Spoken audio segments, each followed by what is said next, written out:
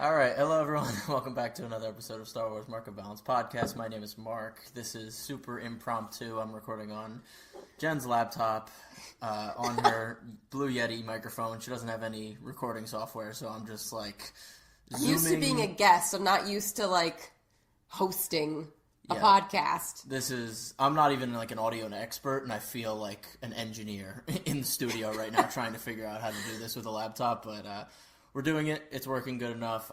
It's raw and on the road. Yeah, we just recently watched the episode 6 to Andor, the Eye. I had already seen it on Wednesday, but now I'm out here for Jen's birthday. Happy birthday, Jen. We're recording 30, flirty, and thriving. Okay, thanks for putting that in my podcast. So we watched it together. She hadn't seen it yet, so we were watching it, and Jen was having the time of my life. Oh my god. I have never felt so many levels of emotion from Star Wars in I don't even know how long. I would hope Siege of Mandalore would still do that. Yeah, probably that was the last time. I was just like, I was up, down, forward, back, gripping, gasping, comment. I could not contain my body. I forgot Star Wars could be that good. Yeah. So we had the idea to record an episode because Jen was having such a good time, and me. It was definitely better the second time. It was great the first time. It was fantastic the first time, but even the second time, though I knew where it was going, I was like, this is still fantastic, because the second time I view things, I get to appreciate the music more. I get to appreciate all the other nuances, and that elevated it for me at least. And then, even though I usually like people being very quiet when I watch something, watching Jen do her calisthenics over here was pretty good for the experience as well. Watching anything with me is never a silent experience. I warn people all the time. I react to everything. If it's good, bad, everything. And I did not disappoint. So, yeah, the Eye, Andor, I didn't have enough time to record an episode. I don't think I will this week, so this is the episode, so I'm very happy that I was able to record something. And for me, this episode was just exactly what you would expect from the thing that they've been building up to. They've taken 6 episodes, the last 2, to build out these characters so you care about them and what happens to them here. And they take their time in establishing what the mission's going to be, how the mission's going to go down. And here you see every single step. And it makes it that much more tension-filled because you're like, every single thing we're seeing right now, they've probably went over every day for the past month. But even saying that, as you're watching, there's parts of the plan that we're still unaware of. We know that there is a plan. Right, we know they've been drilling it. But at no point am I like, oh, and then they do this. Like, you're experiencing it fresh, even though you know this has all been laid out. And so when you see the characters show that things are going wrong or things are going right, you're with them, but you also don't know what's going to happen, which is what was keeping me on the edge of my seat, because I was constantly like, I'm very big at guessing what characters are going to say, guessing what plot point's going to happen, what cliche they're going to pull out their butt. But literally the whole time, I was like, I could not have predicted a moment of that. People dropping like flies in the moments I did not think they were going to go. I don't want to do... Are we doing spoilers? Is that a thing we're doing here? Yeah, we rip spoilers. Oh. Okay. Well, I was texting Mark about this last week. How do you say his name? Emmerich? Nemec. He's your favorite character, and you don't even know how to say it. He is my favorite character, but I keep saying his name wrong. Nemec. There's no R. There's no R. There's never been an R. I'm sorry. Nemec won me over in this arc. I thought he was such great color. He's a character I haven't really seen before in a human. I've seen that type of character in droids, but seeing him as being a mainstay supporting, he's also the theme in embodiment, which is always usually my sucker for characters. Watching him out of nowhere get crushed by 80 million credits, I leapt from my chair. It was despair, but also completely unexpected because we'd already seen one of our comrades die. Two. The lieutenant and exactly. Two. And we'd seen the colonel. He was a colonel, right? The guy that had the heart attack? Yeah. Yeah. He died. Yeah. So we've seen bad guys die. We'd already lost two of our people. Your characters are getting away, so you're not expecting in the takeoff. And it's so emblematic that he was literally killed by the weight of the money. Because that's like the opposite. Communism and capitalism. Yeah, like that's the opposite of what he was fighting for. He wasn't fighting for the money. He was fighting for the freedom. He was fighting to stand up. And then he's it was, and then he's like crushed, and I'm like, I'm like dying. Oh my god! And then when Cassian shoots. Oh, you're just jumping way around right now. Oh yeah, I'm you're going on a different. Yeah. I'm talking about character deaths. No, I understand. I wanted to talk more about Nemec because I haven't talked about him, but he's really slowing down. Backing up. He's the embodiment of. He should be a politician. He should be a rebel politician, but he's from the mud. Like, he can't get to those high places to make those points that he's trying to make. So he has to do the dirty work to get and elevate himself to become this high... Yeah, exactly. Seriously, like a Lenin, Vladimir Lenin. I wouldn't be surprised if that's his, like... character draw from. Right, yeah, so we don't get to see him get up to those points, but that's what he was aspiring to be, but he had to be a rebel, and you could see in the moments when they were like, go take care of it, he would hesitate. He would be like, okay, and then he would rush him with the gun. Like, he was very uncomfortable with this boots side on the of ground of rebels, which is cool to see because most rebels we see are like, oh, I want to be on the ground. Like I want to do this. Leia. Leia didn't want to be a politician, but she was good at it, but she was better at being on the ground. And the whole Rebels cast, like, they all wanted to be rebels. But here we have someone who believes in the idea, but isn't in the seat of power to be a rebel, like Mon Mothma or any Bail Organa or, like, any of those type of rebels. So it was cool seeing that. So I wanted to call that out for Nemec, of course. And, yeah, it was so sad. And seeing him believe in Cassian, even though they were so differing, because I think he saw what Cassian could be, and he hoped saw part of himself in Cassian. Like, he could tell that Cassian's also from the mud. Well, he knows everyone's from the mud. I think what was more interesting about him is that he saw what Cassian could be after he found a purpose, because he was always pushing Cassian. He was always like, you don't have any purpose. Well, why don't you have a purpose? In his first scene, which is great. Great scene. I will just say, good writing is using formula, but doing it well enough that in the moment you don't realize it's formula. So having his opening scene literally be telling Cassian, like, I have faith and yet I'm still afraid. Yeah, like, you should be energized by that, but you're afraid, and you don't have anything. Yes. And yet you're still calm. Like, you're ready to die for nothing. But if I die, like, I'm losing something. And then at the end, like, that's why I'm saying, like, formulaically speaking, if I were to be dissecting this episode, I would say, okay, looking at the scene, he's gonna die. Right. But in the moment, I was so wrapped up in, like, the character and the voice that I wasn't focused on what this is laying a seed for later on. Yeah, I mean, Cassian says, don't worry, you'll be fine. You can rest when it's done.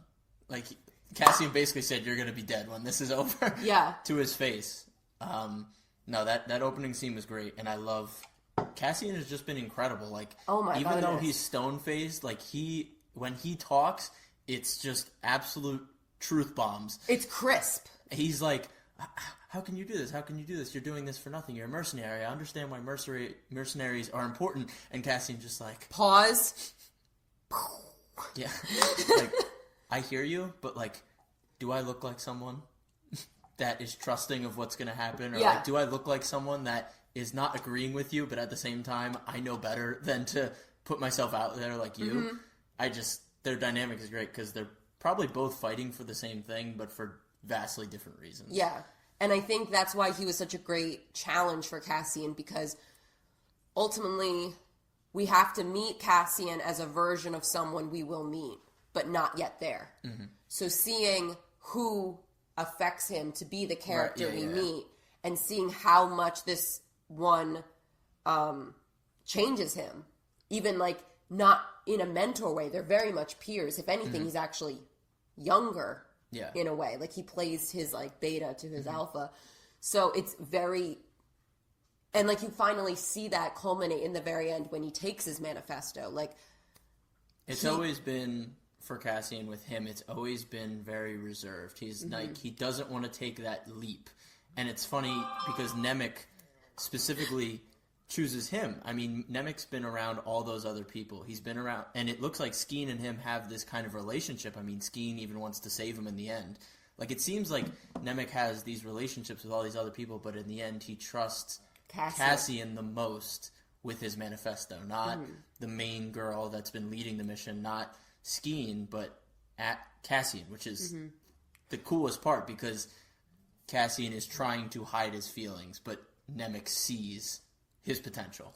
It's also great because Skeen points at Cassian as being the one who's going to turn coat, which just is emblematic of projection. Like, he was putting on Cassian what he was going to do. Okay, so I definitely want to talk about Skeen here because... Let's just transition. Yeah, because obviously you loved the twist. I could tell. Oh, yeah, absolutely. When I first watched it, I was very... Part of me was like, I feel like that might undercut the last episode, The Axe Forgets. Or The Axe Remember... No, The Axe Forgets. Yeah, I was right. Does he forget or does he remember? I don't remember. The tree remembers. But I felt like it undercut it because he said, you know, that whole story, that whole circular moment where he's like, the axe forgets, the tree remembers. My brother was this orchard farmer, trees, wink wink, and then he killed himself because of the Empire, and then he has this whole episode surrounded around his character and his way of thinking, and then in the next episode, I don't have a brother. There was never a farm. But because of I get it because it's the story that he has to live by. Like, it's his way into ways to get money. Yeah. Like, I get it, which is even... And then, like I said, as I sat with it, I was like, oh, I really appreciate that because he was so deeply using this backstory and this theme that he almost believed it to a point that when he lied to other people, they believed it too. Like, he was so deep into it. I was going to say, well, he also plays into the classic rebel sympathies. Like, it's like literally algebra. Imperials did this to me, therefore I join you. Sounds good. Here's the new mission. And he played into that very, not sympathetic, not empathetic. Empathetic, yeah. Empathetic? No. He played into the emotional naivete of the rebels. That they just, they know They'll accept anyone that has this terrible backstory. Because they know how terrible the Empire is, so they're not wrong. But the problem is that anyone can make up a sad Empire story and people will just believe it. Yeah. And it just allows people like him who will take advantage. And I loved the twist because for me, it felt very authentic for that character. Since the moment we've introduced him, he went through Cassian's stuff. He was the one who questioned him being added last minute. His like trademark characteristic as I was watching this ensemble team was he doesn't trust anyone. And the only people who don't trust anyone are people who are not trustworthy. Yeah. So, because they know how far someone can go, because that's how far they'll go. Right. So for me, I was like, I didn't know he was going to turn coat to this level, but it was great once I saw it come to fruition. I was like, yes, like that matches with the person I've been introduced this entire arc.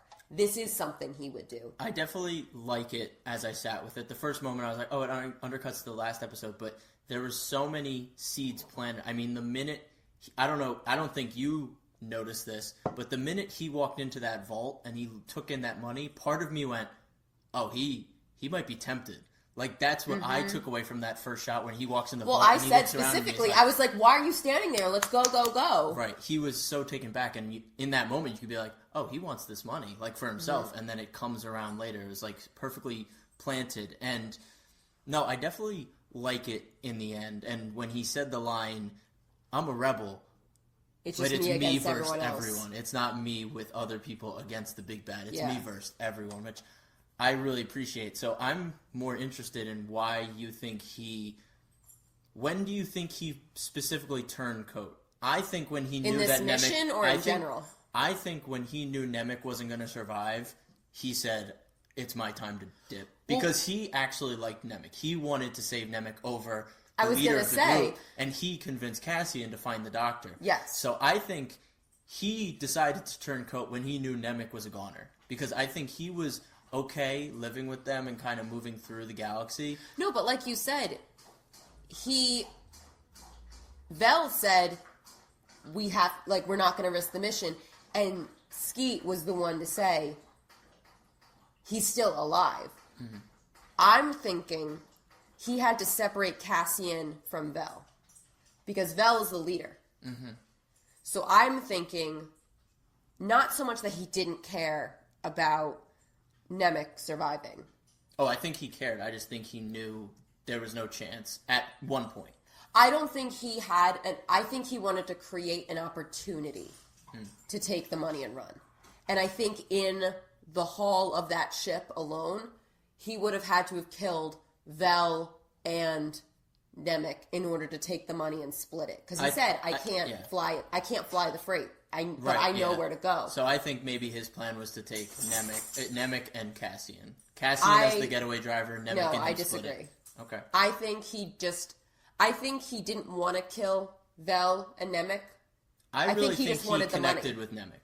I do think he connected. I think you're giving him too much credit. Well, regardless of what we think, the fact that we can talk about a character in Star Wars that has such a side character in 3 episodes of one show. And that was another thing I kept saying throughout this entire, not just this entire episode, but watching this whole series in general. Not a single side character is wasted, one-dimensional, wasted, phoned in. Mm-hmm. The Colonel, he could have just been an asshole. No, but he had a family. He had a family who he was an asshole and the family had their own dynamic wants and desires. Yeah, yeah, like even the control tower guy who Kemezik. I'm not letting you do any more names because you said Skeet, you said Nemerk. I'm not doing any more names. The control tower guy that ultimately finds out their yes, yeah. It wasn't just like a random Imperial on the base, just like that's interesting. Yes, it's like there's a reason this character is curious. There's a reason this character is looking. Yep. And and everything is just so incredibly intentional, and I just feel like they wrote an outline for the plot points, and then every time they met as a team, writers, production, they were like, "All right, how can we make it deeper? How can we make it more? How can we make it more interesting, more rich? How can we load every line of dialogue to be the most informative, most character voice? Looking at this shot, how can we make this the most depth, the most rich? How can we infuse world building? How can we infuse character? How can we infuse tone and voice and theme?" Mm-hmm. That one shot of the eye going across while the one guy was going into the TIE fighter. Gorgeous. Oh, I mean, gorgeous. Visually, this episode was just stunning. Anything we. It was like a World War I movie.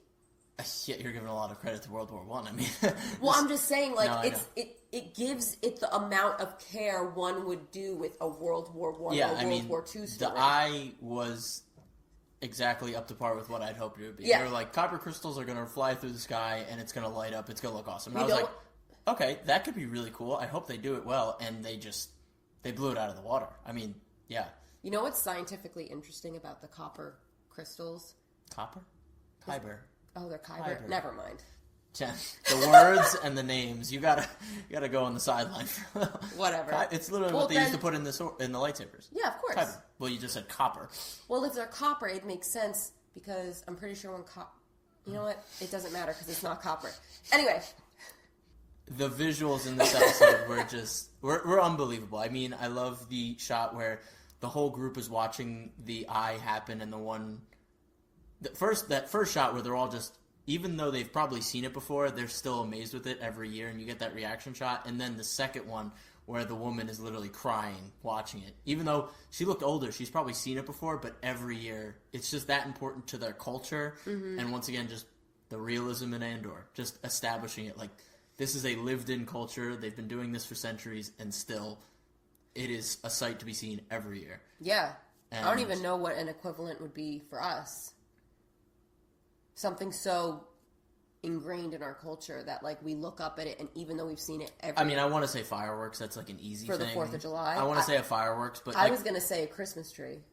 Yeah, I mean, I wouldn't say I'm, like, amazed by a Christmas tree. I think the fireworks... But every time you, like, sometimes you'll come down... It makes you feel good, yeah. Well, when you come down the stairs and it's, like, the middle of the night and the Christmas tree's lit up... Yeah, yeah. There is, like, a moment where you're just like, wow, that really is beautiful. But that was, like...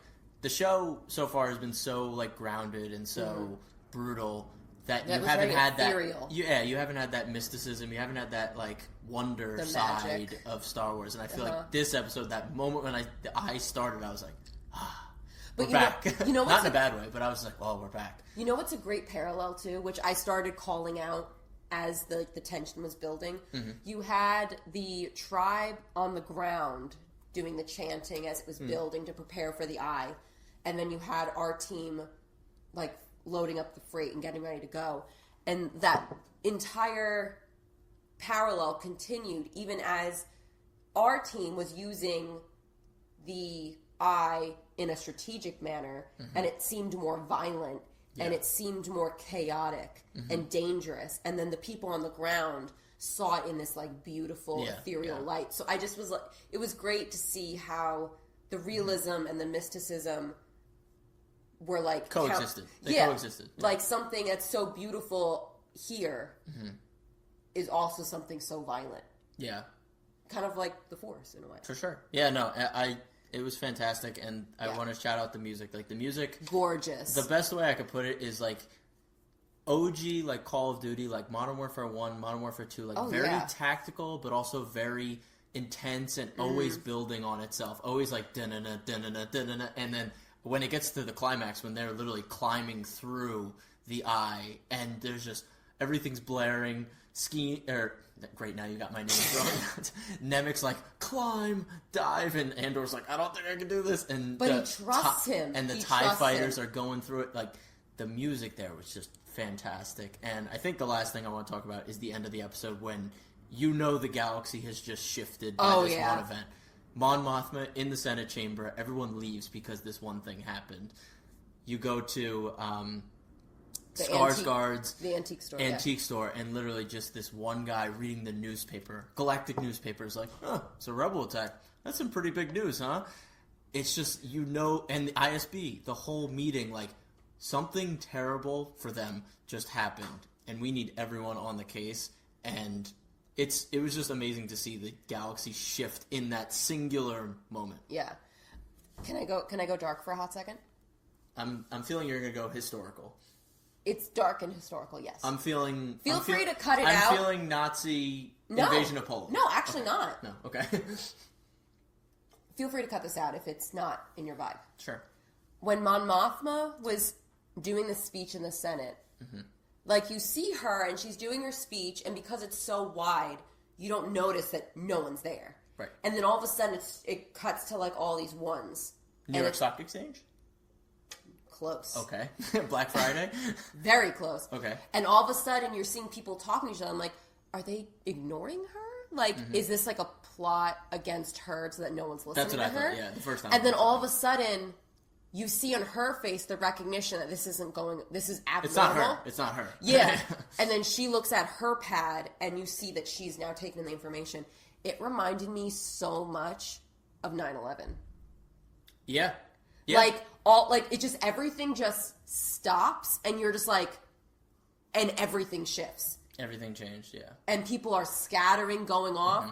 And I'm not saying, like, the part in Skarsgård, antique shop where someone's just reading the newspaper. For sure. But it just shows, like, the scale, and that even if you don't, like, it goes from, like, this is a Senate chamber, and this is something everyone clearly cares about because no one's here, and no one's paying attention, to something as small as someone who doesn't give a crap about anything in the global world being like, oh, wow, that's interesting. Yeah, exactly. No, like, I definitely got that. I definitely got the feeling like the chillingness of it. what I thought of, because I love the movie, is The Big Short, when they're having that debate in the one big room and everything starts crashing. Oh, and the phones start going and off. And everyone starts leaving the room. That's a good reference, yeah. It was the same feeling, like everyone was like, holy shit. This doesn't matter. The world is going down. Yes. And we need to leave and figure out and save our own ass. And that's what I felt when I saw it. And, of course, all the other stuff, like history-shifting moments, like invasion of Poland, all this other stuff. It's just like, it just made, once again, feel very realistic when we saw this. And everyone was affected by it. And I'm so excited because now we're shifting into that part of the Empire where they're going to be the Iron Fist. It's a war. Because only up to this point, we've only seen, like, local Imperial factions, but we like haven't little seen... skirmishes. We haven't seen the Death Troopers. We haven't seen the Stormtroopers. Yeah. We haven't seen the TIE Fighters, the bombers bombing. We're beginning to see not just Rebel... Like, what... dare I butcher another name, so I'll just use the Game of Thrones name. Qyburn was having a conversation with the female trooper or Imperial officer, and it was all about maintaining and squashing the little sparks of germs. The germs. The resistance. It wasn't seen as an all-out rebellious war. Yeah. And after 80 million credits, that is enough to... That's not just a big news in the sense that, like, that's a huge robbery. Mm-hmm. That is enough to fund something. An actual war. And you see that, and it's like, oh, like, this isn't just the beginning of the rebellion. This is the beginning of transitioning from being total takeover, little skirmishes, to an all-out war. And they said they've been in charge for, 12 years? I don't think it's been that long, but it's definitely... It might have been. Well, they've been on this planet for 12 years, and I don't know why they'd be there if they were not the Empire. Like, I can't imagine the Republic just chilling there. What 12 years? They were on this planet. What Andali? Oh, I must have missed that. I don't know. I don't know the exact timeline, but yeah, no. Apparently, it's whenever Ezra was giving a speech. This was definitely a shift, and I loved it, and I appreciate it because I feel like we definitely haven't seen the shift. I feel like we've only seen when the Empire is established, but here we're seeing them almost. They were complacent. I mean, we definitely see them. They were complacent. Like the beginning of the episode, the officers and the commandant were literally like, "Yeah, we're just going to take away this culture. We're just going to take over because they were easily." Steamrolling everyone. Exactly. Like there now was we're just seeing no opposition. like, hey, maybe there might be an issue, and now we're definitely going to see the Empire being what we the Iron Fist we know them to be. So I think that was an excellent moment that even though the whole episode is about this one mission and all the tensions there, like they took the time at the end of the episode to be like, hey, what you just saw was a galaxy shift. Well, that's what I'm saying. I feel like because what did you say yesterday? That the whole show or this season or whatever it is it a miniseries or is it a seasonal? It's supposed to be 2 seasons. Okay. I think, each with 12 episodes. So this season, you said, was made up of 4 3-part arcs. Yes. Yep. So I feel like... So I feel like the first arc was very small. It was one port in one planet with one local person. Authorities. Yes. Yeah. And then it grew to one planet. One heist. That will affect... So when we end this episode, this arc, we've now opened the story wider because now we're like, oh, this is affecting the galaxy wide over. So not only... the story's getting wider. And I feel like this end... Even though it was a great way to end this episode's arc, I feel like it also introduced us and pushed us forward into the next arc. The stakes are building. Yes. For sure. So I usually am a very tough critic. Like, very few things impress me. I always have something to say. I always am like, I wish they would have. I kept saying, I was like, how? It's so lovely to be able to fully enjoy a show because every piece of it is done intentionally and done well. Like, there's nothing worse than seeing something and saying, oh, this was just slapped together.